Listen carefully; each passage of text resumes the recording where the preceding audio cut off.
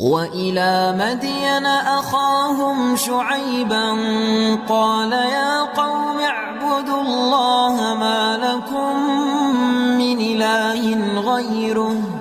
ولا تنقصوا المكيال والميزان إني أراكم بخير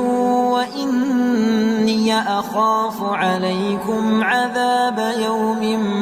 محيط ويا قوم أوفوا المكيال والميزان بالقسط ولا تبخسوا الناس أشياءهم ولا تعثوا في الأرض مفسدين بقية الله خير لكم إن كنتم مؤمنين